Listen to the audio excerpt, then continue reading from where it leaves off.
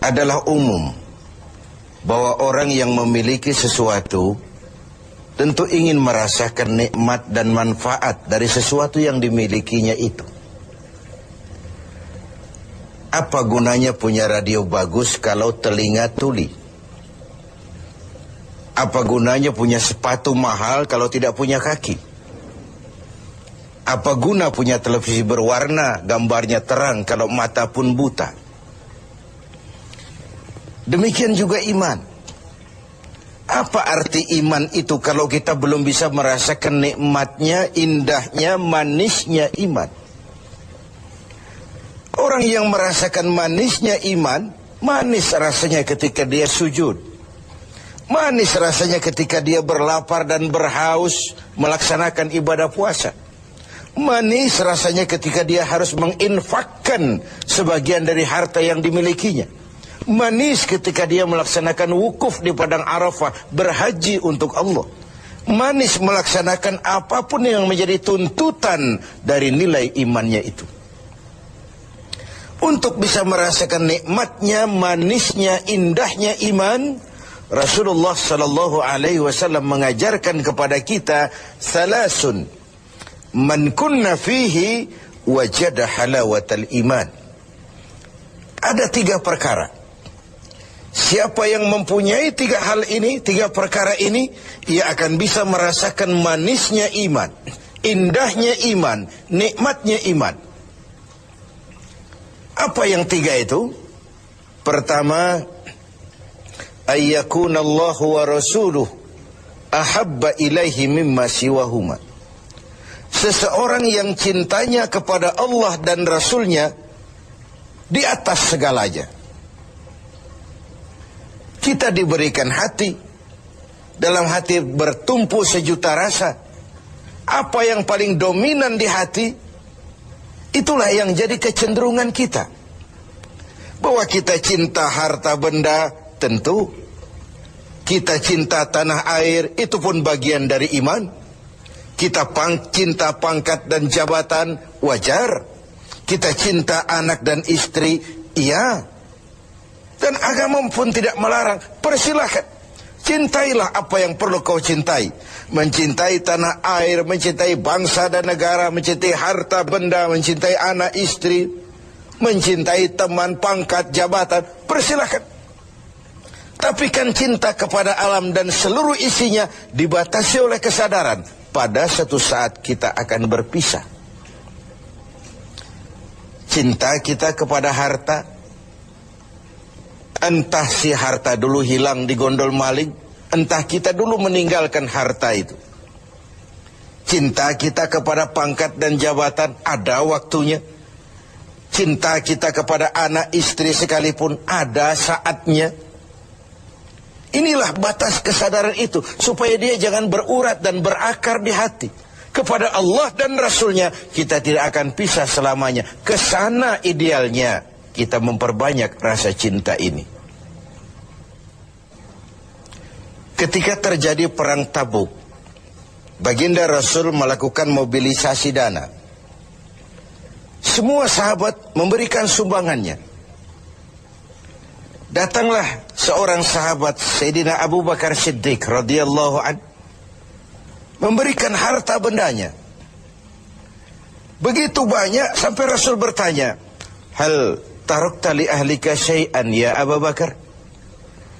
Begini banyak yang kau bawa ini Abu Bakar, kau belanjakan di jalan Allah untuk kepentingan perang Tabuk, mempertahankan akidah. Apa buat keluargamu sudah kau tinggalkan sesuatu untuk kehidupan mereka? Beliau senyum, na'am, taraktu lahumullaha wa rasulah. Benar, sudah aku tinggalkan buat keluargaku. Apa yang ditinggalkan? Aku tinggalkan kepada mereka Allah dan Rasulnya. Cinta kepada Allah dan Rasulnya, itu yang aku tinggalkan kepada keluargaku. Adapun harta, semuanya aku belanjakan di jalan Allah untuk kepentingan mempertahankan keyakinan. Ini adalah sebuah contoh orang yang cintanya kepada Allah dan Rasulnya di atas segalanya. Harta itu, pangkat dan jabatan itu, semua kekayaan materi yang kita miliki itu, kalau sudah memenuhi panggilan Allah dan Rasulnya, semua mengalir. Semua mengalir. Dari sana dia datang dan ke sana juga dia akan kembali. Inilah keyakinan terhadap inna lillahi wa inna ilaihi raji'un. Dari Allah segalanya datang, ke jalan Allah juga, kepada Allah juga semuanya akan kembali.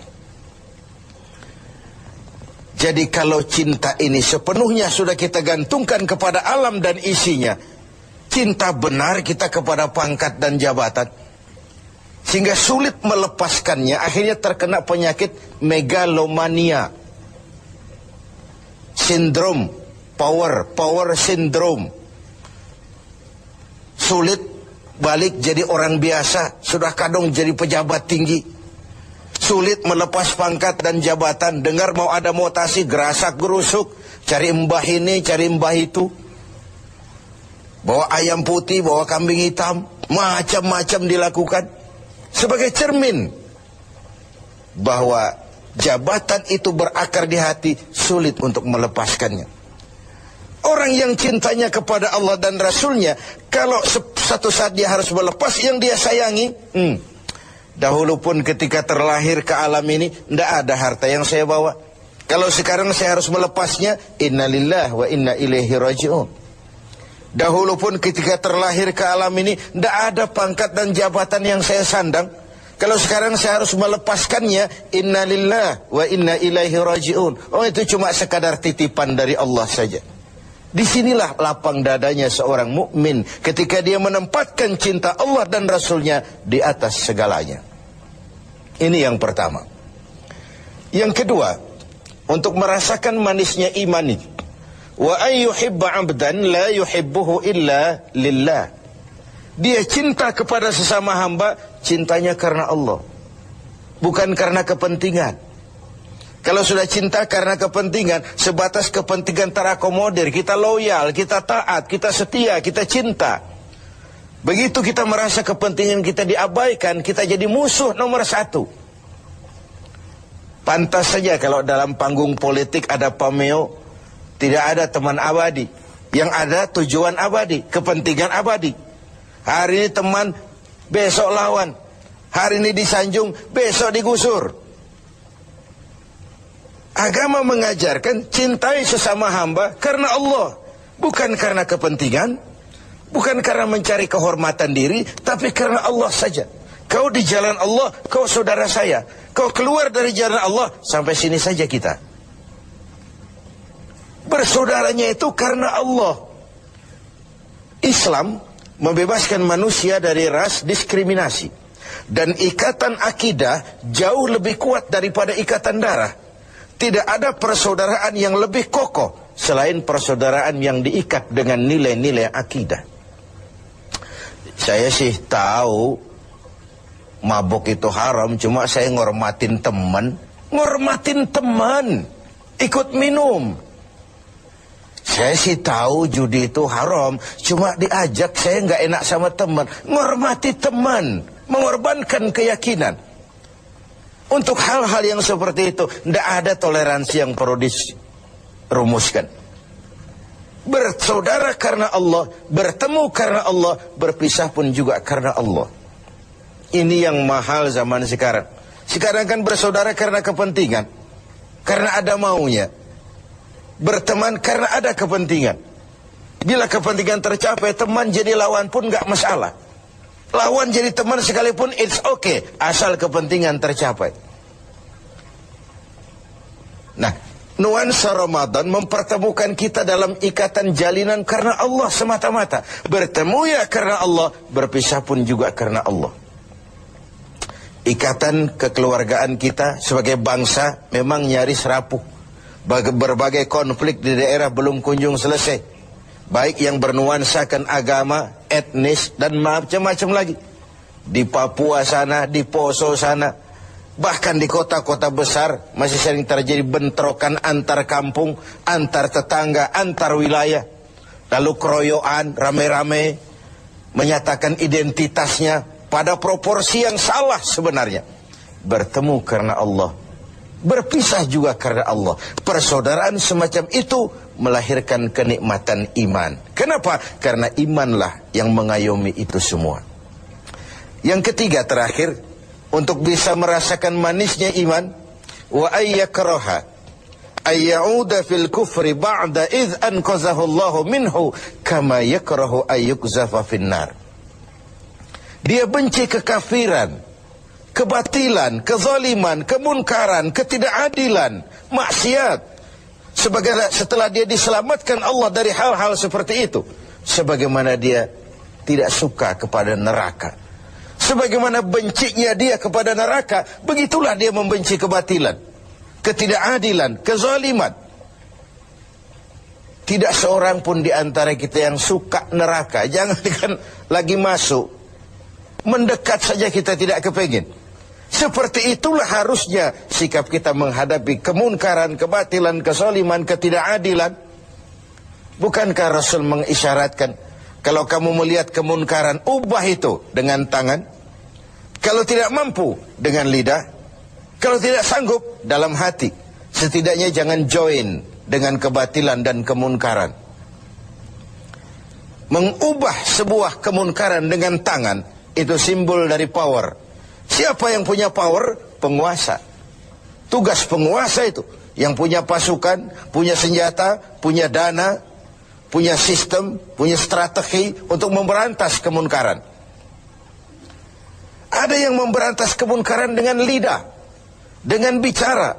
Para ulama, para mubalik, para kiai, para wakil-wakil rakyat di DPR sana, mencegah yang munkar dengan lidah, bicara. Sampaikan apa yang menjadi aspirasi rakyat. Ada yang dalam hati saja, ini biasanya rakyat banyak. Bicara nggak didengar, kadang juga takut akibatnya, dalam hati saja. Setidaknya tidak join dengan yang namanya kemunkaran. Karena ketika yang ma'ruf berjalan, yang munkar juga berjalan, sama-sama berjalannya, lalu hukuman datang kepada yang munkar ini, yang ma'ruf pun akan terkena juga dampak dan akibatnya. Inilah makna pernyataan Quran, wattaqu fitnatan la tusibanna allazina zalamu minkum khassah. Takutlah musibah, bencana yang kalau datang tidak hanya menimpa orang-orang yang zalim di antara kamu, yang baik pun akan terkena juga dampaknya. Karena itu setiap kita mempunyai kewajiban moral untuk menjaga kemaslahatan umum secara